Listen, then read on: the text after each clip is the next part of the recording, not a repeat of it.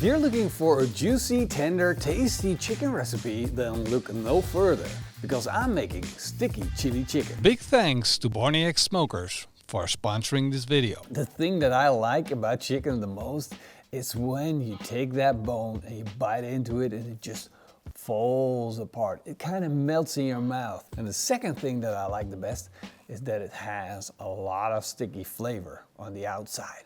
Of course, it all starts by getting some beautiful chicken. Now, the thing that you're looking for if you buy a chicken is that it has a firm skin.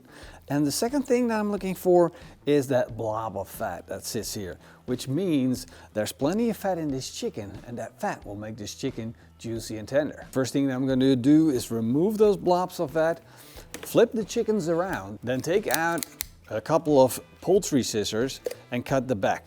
You can do it with a knife if you can, but just to make it easy for yourself, you can use a poultry scissor. And since you won't be eating the backbone of the chicken, I'm gonna remove all of it. I'm gonna save these backbones together with my chicken fat and going to turn it into a delicious chicken broth. There we go. Now we got the chicken without the backbone. I'm gonna flip this around and I'm going to break the breastbone. This will flatten the chicken, and all that this chicken needs now is a little bit of seasoning. I'll be using the PITMASTERX chicken seasoning. Go. I want to make sure I get a little bit of it everywhere.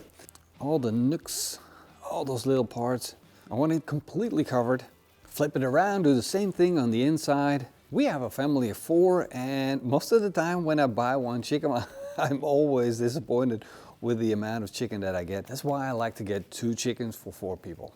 Once I got them completely covered, I'm gonna stick these in the barbecue. Set the temperature to 140 degrees Celsius, which is about 280 degrees Fahrenheit. And then I'm going to check if we get plenty of smoke. The smoke button's already on, and I've got still a little bit of beechwood here from my last cook. I'll use that to smoke my chicken. Now, chicken is a delicate piece of meat, so you don't need a ton of smoke. It just needs that small hint of smoke so that you know that it's smoked, but not that it becomes sour or overpowering. Close the door and let the chicken smoke.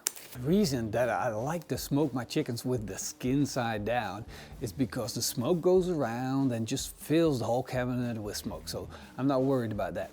But what I like is that the skin is like a bowl and it holds all the juices of the chicken while it protects it at the same time from the hot air coming from underneath, making my chicken more tasty and more juicy. My thermometer says we've been cooking for 2 hours now and we're at a core temperature of 70 degrees Celsius.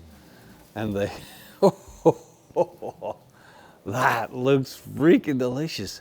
Just look at the puddle of juice that sits on top of these chickens. They picked up enough smoke color and smoke flavor at this point, so I'm gonna switch off the smoker and then I'm going to let this chicken continue to cook at the same temperature, but just without smoke. Remember, like I said, we need a delicate smoke on this chicken, not that heavy, overpowering, just that little touch that makes you happy.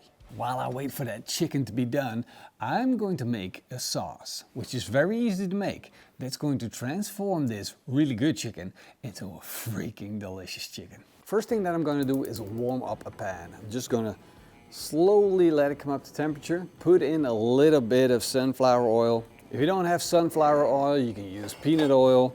Just like a oil that doesn't have loads and loads of flavor. That's important. I'm going to slice up some spring onion. That goes into the pan. I'm also going to slice up a clove of garlic. 1 clove of garlic goes in, and about the same amount of ginger. And the last ingredient, and maybe the most important one, is a red chili. In it goes, and we're done slicing. Give it a quick stir, see how it's doing. We want the spring onions to become really nice and soft. And this is really, really powerful in flavor. A little bit more oil, stir fry action in the pan. I'm going to hit it with a couple of tablespoons of soy sauce, a tablespoon of your favorite chili oil, and maybe a little less if you don't like it too spicy.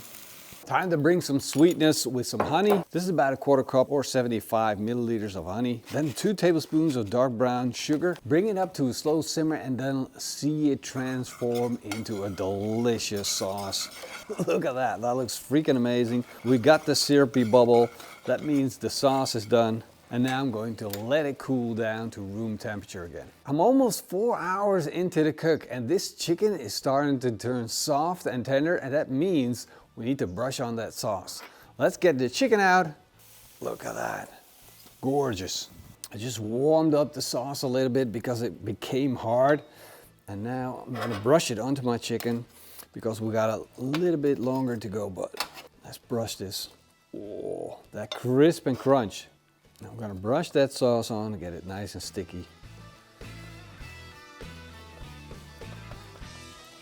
Of course, I'm gonna do both sides.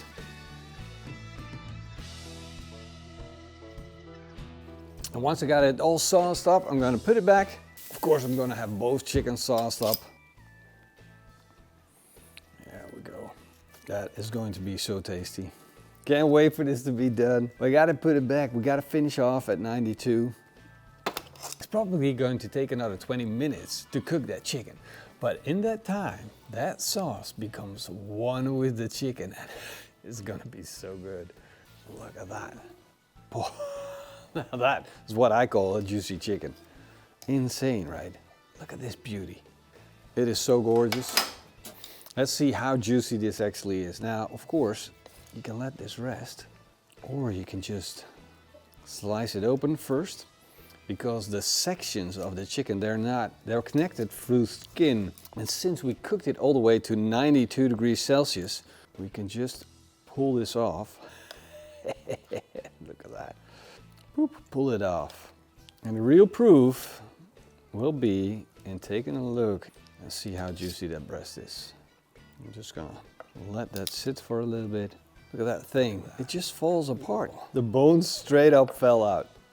That is how tender this is, and still juicy. Look at the shine on the meat. That is so good. It's not very often that you get to eat a chicken with a knife and fork because you have to, because it's falling apart on you. So now you know how I like my chicken. I like it tender, fall apart, juicy, and extremely flavorful. See, they're coming in hot. They're coming for my chicken. It ain't gonna happen.